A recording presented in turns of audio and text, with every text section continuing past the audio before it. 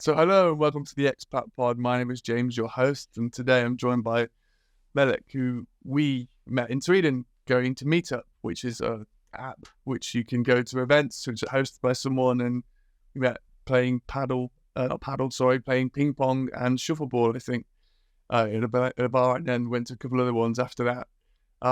So if you want to give us a quick introduction of who you are and where you've lived, that'd be great. Yeah, sure. My name is Meleknur Alevcan. I work as a psychologist in Sweden. I live in Gothenburg, and we met in Gothenburg, as you said, James. So I live here. What else shall I tell about Just myself? where you've lived, sorry. So have you lived anywhere else other than Gothenburg? I've been living in Sweden almost for 10 years now. But at first, for the first year, I was in Gothenburg, and then I moved to northern Sweden, a city called Luleå.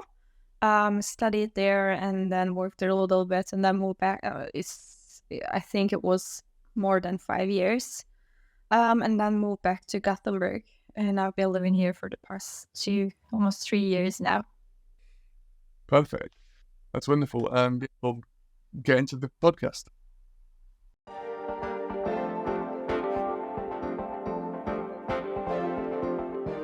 So welcome to section 1 of the podcast about getting there. So Melek, this is kind of where we give a quick overview of the things you needed to do before moving country. So obviously you moved from Turkey. You mentioned before that you briefly lived in Russia for 6 months.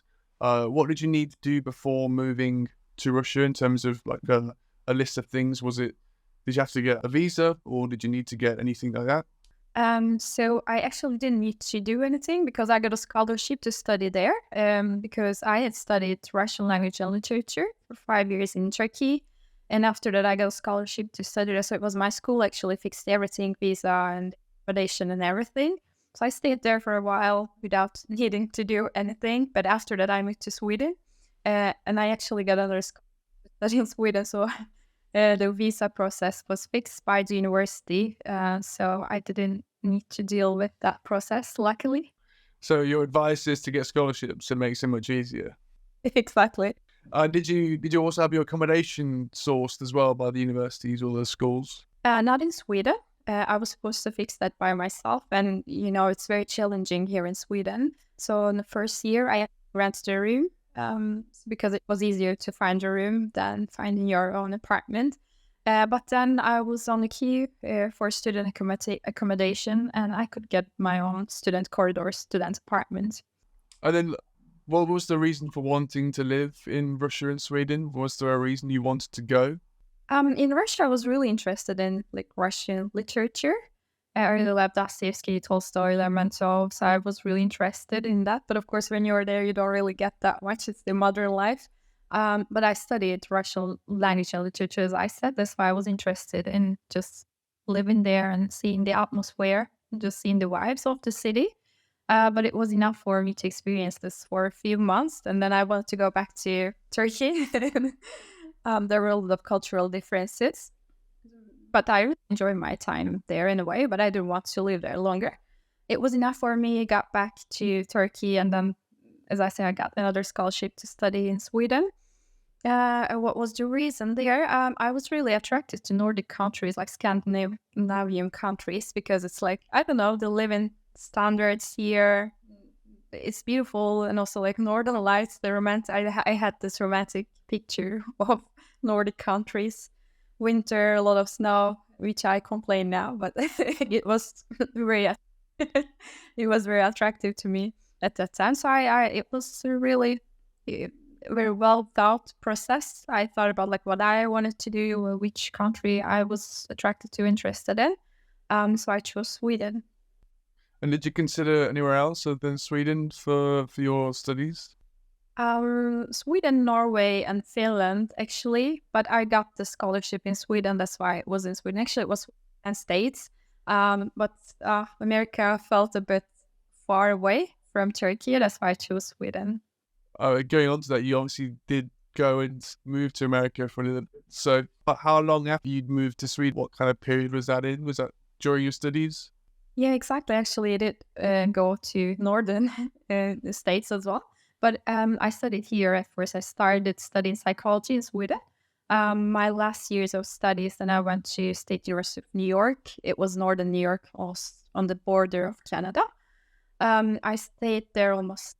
Is it near Buffalo? Yeah, it's actually north part of Buffalo, but it was close to Buffalo. Yeah.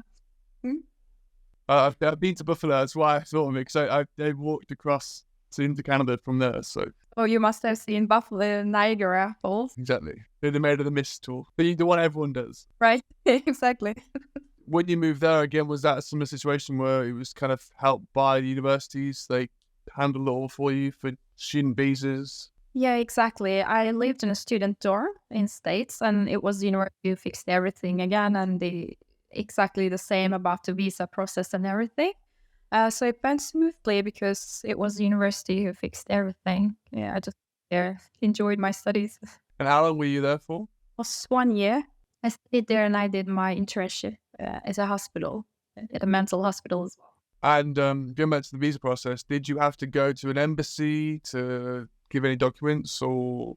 Yeah, I did need to do that to Stockholm. I went there and then I just showed all my scholarship or my admissions papers and all others, and I don't know what it was, but I just handed them over and then I just got my visa.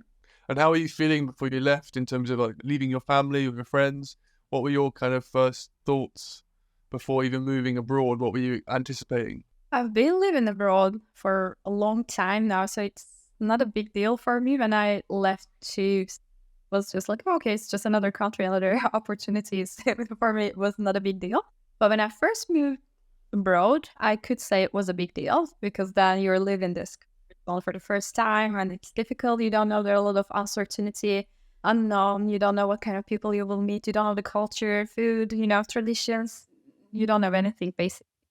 But I think the more you live abroad, the better you get at handling those situations and uncertainty in life. So that's why to go to States was okay. I was like, oh, whatever happens, happens. So I will find a way to solve if there's a problem.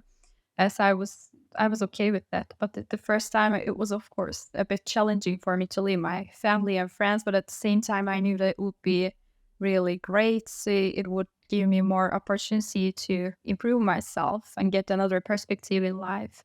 So it was very exciting as well. And did you have to kind of do any English tests before going to America specifically, or for Sweden? Was it the course in English or in Swedish? Exactly. In Russia, I needed to do this Russian language, but I had already studied, so I could. I could easily do that. But in Sweden, so I was supposed to do it both in English and Swedish, and it stays also TOEFL or IELTS. I did one of them. There was a score of 7, I think, that you were supposed to do to study there. So I just did that test as well. So you were learning Swedish back in Turkey? Yeah, exactly. But by myself, because it's not really that common. There's not a common language in Sweden, let alone. Not really. But there was this app, Duolingo. So I was using that. I remember I was on the bus, wherever I go, I was just checking some words in Swedish. So it actually helped a lot. Yeah, I always found it as good for reading and writing, but speaking is what I struggled with Duolingo. I thought I could say something and friends would be like, what are you saying? That's wrong. I was like, but the app told me I was good. I think your Swedish is decent. Like, you should just pray to talk. I haven't spoken it in about 5 months. So just saying Nate to start doing a Swedish episode once a week now. That's something. Perfect. Well, I don't know if there's much more you want to add about before you moved. No, not really, but I was mentally prepared as well. Not only do this visa process or, the documents and everything, but mentally I was also prepared. It wasn't really like, oh, now I'm going to another country. Everything is going to be perfect. But I think I had a really realistic picture of both Russia and Sweden and United States as well. So I did a good research which helped me actually a lot when I came here to integrate. Was that something you were advised to do, or did you just take that upon yourself to work it out? Or? I think I wasn't advised to do anything, but I realized that it would have been nice to have a realistic picture of everything, how the life will look like. There will be cultural differences, but what will it look like, everything. So I did a research, and everything actually was like that, like things that I read online or I did research. I talked to the people who live in those countries. So I think it helped me as well. That's great. Well, there's nothing more to add. We can go into the next section.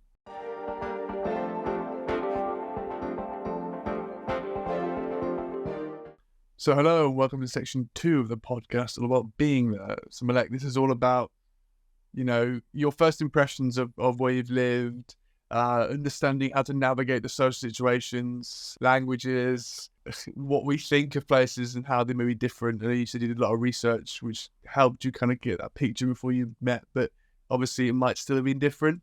Dealing with weather, obviously Turkey's not renowned for its cold climate, but Russia and Sweden and even northern New York State are definitely probably significantly colder. So be interested to understand your kind of perspective on those. So should we start with Russia? What was your first impression when you arrived there from Turkey? It was during summer, so it wasn't really huge differences when it comes to the weather.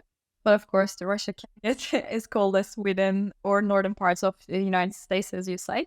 So it was not that cold. I really loved the nature because it was Moscow that I studied in, but still it's a big city, but still it was really like great, huge parks, so a lot of nature, a lot of museums that I really loved, and the architecture I really enjoyed. So I was at the library mostly, because I was there for the literature part. I want to know more. I want to read more. I want to, instead of like interacting with people, I was there mostly for the books and to feel the town. So I really enjoyed that.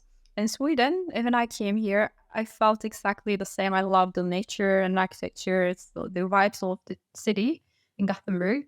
But at the same time, when it comes to winter, it was really shocking for me because compared to Turkey, it doesn't really get that cold in my city. Istanbul, like I'm from Istanbul. Experience, especially in Luleå, northern Sweden, I experienced like minus 40 degrees for many, many months. And so it was really cold, dark, depressing, melancholic. But I still enjoyed it because for me it was, it's exciting, with the real winter, with a lot of snow or the northern lights. It was really beautiful to see it. After a while, you just don't look at the sky. I think it was something. I really enjoyed that part because I knew it's just a period of my time in my life here. So I'm just going to enjoy it even though it's cold, dark. So I really enjoyed it. And now I'm back to Gothenburg and you don't get that cold. It's only minus 10 degrees. Only, So it's tropical here. And then US then, I suppose, was that what you expected? So obviously you probably lived in a bit more rural part of the US as opposed to a big city. But yeah, of course, there are differences between those countries, both Turkey, Russia, States, and Sweden. So after Sweden, then I went to States. Compared to Sweden, and everything felt actually different. People were more towards it. They were more sociable, more talkative compared to Swedish people. Sweden and studies were also like it was all different system. In Sweden, we didn't have grading system. For example, when I was studying psychology, you either pass or fail. But New York, it was like there was a competition, high competition in my class. Everyone really aimed to get 100 grades. This was really important, and it became important for me as well. Right away, I was in that atmosphere, and you just adapt that life. I actually enjoyed it as well. I will be too open, like very open, talk directly, maybe compared to Swedish people, and be more extroverted. I really enjoy that part in States. And then going on to kind of the socializing then. So obviously when you were in Russia, did you know anyone before you went, or when you were there, did you mix much with your colleagues or your fellow students, or was it other people? Were there many Turkish people there to speak with? There were some Turkish people, but as I said, when I was there, it was mostly about my studies, and I really wanted to do this Russian literature part. So I didn't socialize that much on purpose. I'm a sociable person, actually, but Russia for me was just for the studies, just for the books, just to understand the Russian writers better, their lives, history, how they lived, how they, wrote. And there were a lot of Russian books, the original books that wasn't available maybe in my country. That's why I just wanted to focus on them. And I didn't live there that long either.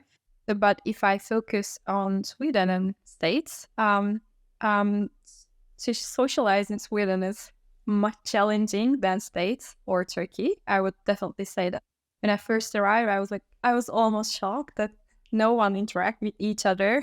For me, it was like really, I could see it as invisible wall in the society. It disturbed me a lot. I didn't understand why. Like people don't talk to each other. They don't interact with each other as much as in my country or in States. But I think the more I live here, the better I understand the culture, how they think, because I work as a psychologist, so I could have an opportunity to talk to them, like to talk to their thoughts, the deepest thoughts, what is happening in their head and everything. Now I understand, like most people can, but it's a cultural thing. Really, you don't go and talk to strangers, which is totally normal in my country. You can just go and say hi and talk about your life to a total stranger outside. It can be on a bus or a hospital, wherever you are. It can be anywhere. It can be a bit too much sometimes, but it's totally normal. And it just doesn't work here. It's just a cultural thing, as I understand. And people really respect each other. They don't want to cross someone else's boundaries, which is also fine. But it felt too individualistic here in Sweden. But in States, I felt like it was closer to my culture, Turkish culture. They could just make jokes. They could, if you don't know anyone, you could still talk to them and make jokes. To making a joke also is a thing in Sweden that I don't really experience that much. You always need to explain or say it like, oh, it is a joke. Like, I'm just kidding. I mean it. Yeah, just to make sure that it's a joke. Yeah. I guess my experience in Sweden is that the jokes just really bad. Like in Gothenburg anyway, it's quite silly humor. But that's my level of humor, so I fitted in well. You should be happy that if you hear it, like a joke, although it's bad. It might just be working in engineering, perhaps. There's a lot more jokes. Right. Less serious job. That's true. And then going on to like your experience of making friends. So obviously you said about Sweden they were a lot more close. So were most of your friends international, or were they locals? Obviously being a student is probably easier because you're mixing with other students, which might be more open to making friends as opposed to an adult. Yeah, that's true. So in the beginning it was really challenging, but most of my friends were internationals. But when I started studying psychology, then I was the only foreign student in my class. All others were Swedish. So automatically it became like, all of a sudden I had a lot of Swedish friends. I was very active and social as well. So I was just talking to everyone. I was in the group projects. I was organizing some clubs, the different like theater clubs and music groups and such things. So I got more and more friends. It was much easier when I started studying, definitely. Is this where you started your band, right, in Sweden? Yes.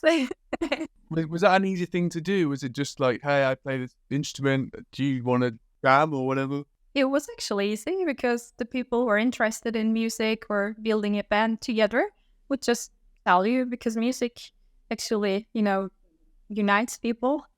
So it doesn't really mean anything. You don't have to speak English or Swedish, because when I first started studying Swedish, although the studies were in Swedish, I was a bit embarrassed to speak Swedish with my friends. I was still talking English to them. So not everyone wants to talk English here because maybe they are embarrassed or they don't feel as comfortable. So I understand that. But when it comes to music, they don't care. They're like, we're just going to play. You don't have to talk. So it was easier for them to just, talk to me. And language, yeah. Exactly. That's great. Yeah, I did find that, like, it's as someone who tried to learn a language and failed, you do have that kind of fear of, do I try and say this word? Because my friends have said, well, actually, we don't expect you to say anything in Swedish. So when you say something in Swedish, we think you're saying an English word wrong. And I was like, oh, right, okay, that's where you don't understand what I'm saying. But it is quite interesting you have to kind of be brave, I suppose, with it. Yeah, exactly. It is. There are a lot of fundamentals when it comes to speaking a foreign language. It's not easy. You become more self-aware, and then you're always afraid that others would judge you, the way you sound, the way you talk, and everything. Yeah, I did see a quote there like today or yesterday saying like if you hear a foreign accent, it just means you're talking to someone who's brave because they're not speaking the first accent or the home tongue or whatever. You know, well done on them for being able to converse with someone probably quite deeply, like we're doing now. It's not your first language; it's mine, which is more sort about me than you. But Maybe you can start speaking Swedish then we're equal. no, because I only did there for 1 year. You spent 10. I try. I try to push your 1,000% more. Maybe outside of the call we can do. Going into kind of food then, in terms of like a culture, food is such a big part of culture. How did you experience it in Russia or Sweden or the US compared to your home? honestly bland. Okay, I'm totally honest. Like I love Turkish food so much. I love Turkish breakfast. I love all Turkish food. And Turkish food is not all about kebab, like most people think. We really have great cuisine. Turkish cuisine is really, really rich. I really love our dishes. So in Russia, they really have like nice sweet stuff, and not into the Russian food, cultural, traditional food. Not in Sweden either. Definitely not meatballs, like a thing. But in Sweden, they really have nice berries, cloudberries, for example. I really love that.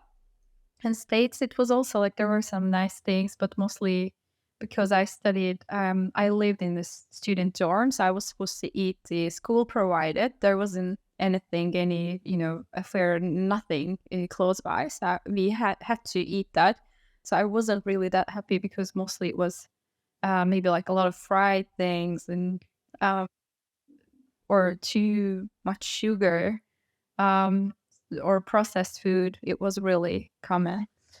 So, no, I really didn't enjoy the food part. We can pass. So the kebab pizza is that your favorite thing about Sweden? Then no. No. Wow. Have you found anything in Sweden which has got good Turkish food? Have you found good Turkish food in Sweden where you might want to go to miss home? Yeah, there are some nice restaurants here in Gothenburg, in Stockholm as well. So I go there sometimes. I also cook at home. You can find ingredients as here in some Oriental shops, so you can buy stuff and then just cook at home. Because has that been quite social as well with your friends and stuff to host parties and dinner parties and things as a way of sharing your culture and I guess offering them to share theirs with you? Exactly. And home parties are more popular in Sweden than going out. So yeah, actually we do that very often. I invite my friends or they invite me, so we cook food. When we are to cook food, it's almost always Turkish food, so because it's better, right? No comment. Wonderful. Yeah, because obviously I didn't have that many. Where I lived was quite a small place, so I didn't have that many parties in my house. I tend to go out, so it's quite expensive.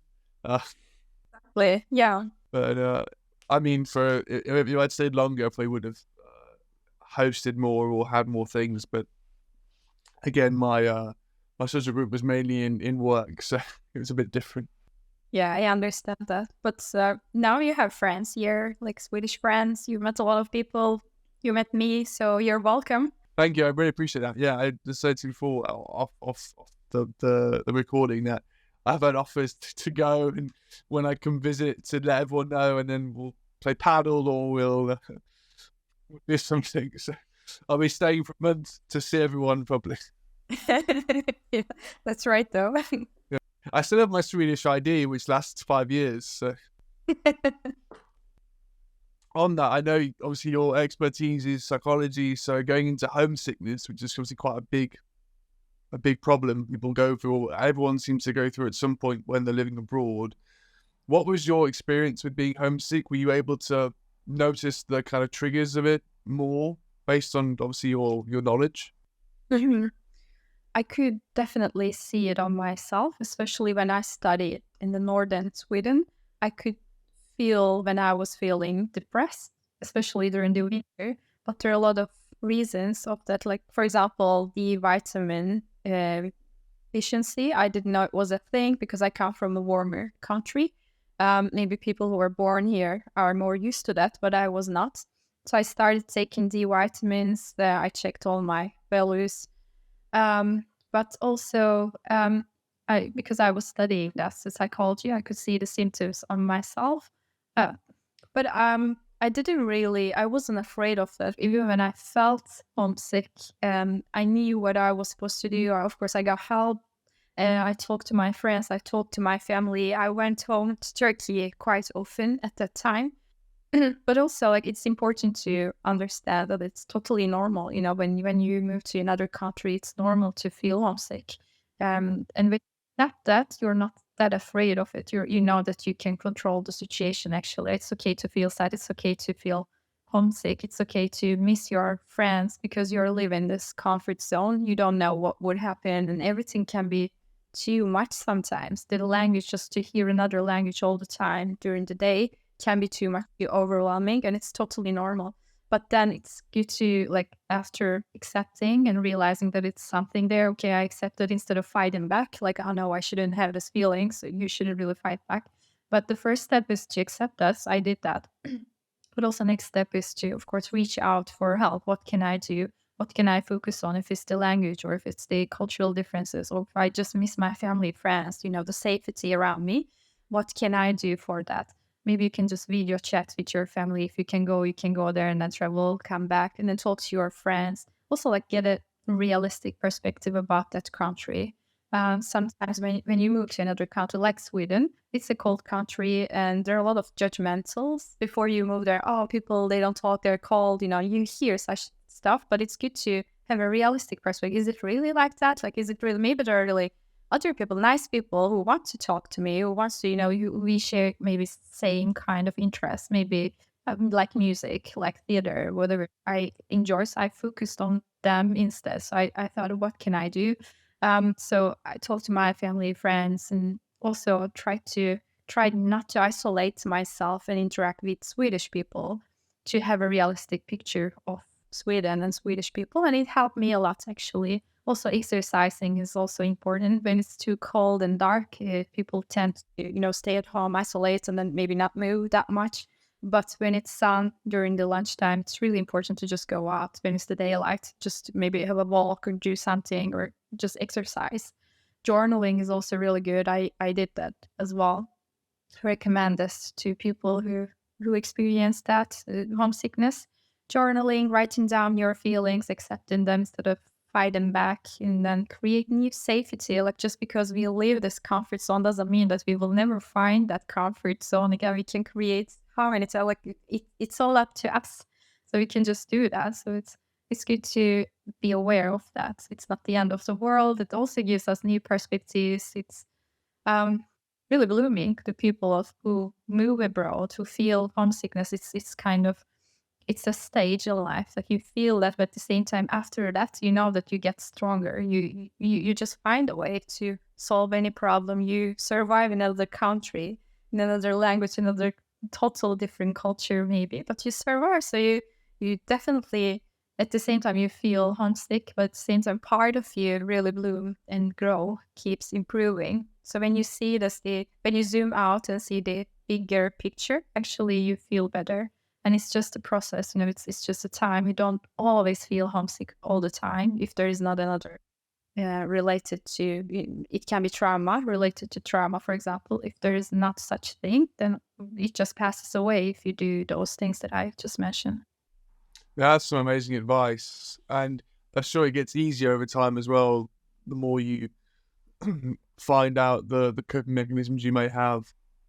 Were you able to talk with your fellow students when you were doing it, who moved away? Even in Sweden, if they're from the south of Sweden, it's still quite far to the north and quite difficult to get back and forth. So definitely, I definitely do. But I talk to my friends who live in the southern part. I talk both talk to Swedish friends or Turkish or international and my family. So I reach out. I think this is also really important not to isolate yourself when you feel homesick. Maybe some people really think that it's not a big deal. That's why they don't want to talk about it. But it actually is. If there is something, you experience, if anything makes you feel bad, of course, it's important. Is there anything else you want to just talk about? Well, about living abroad or living in, or being there, sorry, in terms of being in Sweden, Russia, or the US? No, not really. I think we mentioned everything. We'll go on to the third section then.